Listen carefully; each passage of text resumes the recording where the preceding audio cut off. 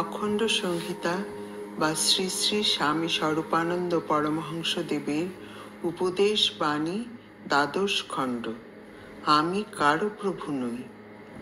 অপর একজনের পত্রের উত্তরে শ্রী শ্রী বাবামণি একটি কবিতা লিখিলেন।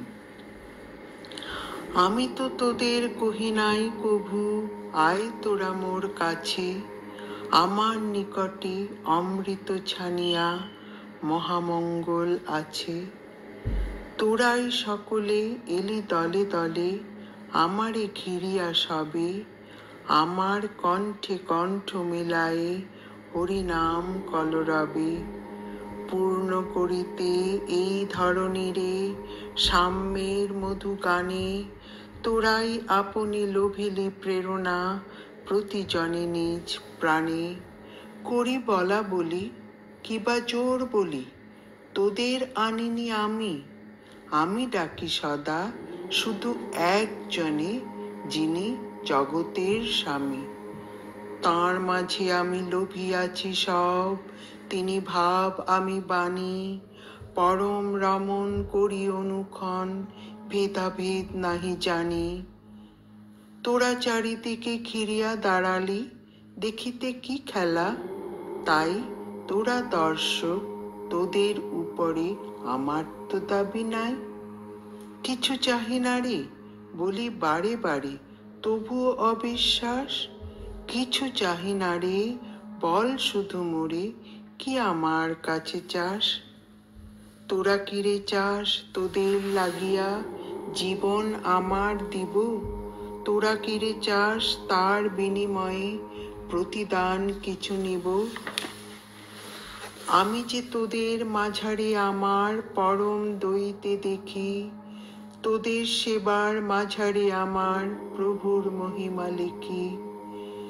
দিক দিগন্ত বিস্তৃত মোর বিরাট খাতাখানি, পাতায় পাতায় তোদের মূরতি কত রঙে তুলি টানি।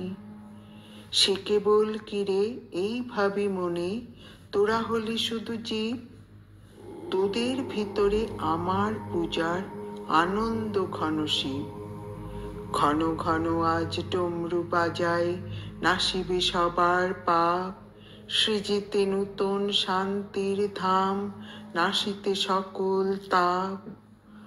আমার দইতে তোদের মাঝারে দেখিয়া অবাক হই, ভাষাহীন প্রাণে মুগ্ধ নয়নে কেবলই তাকিয়ে রই।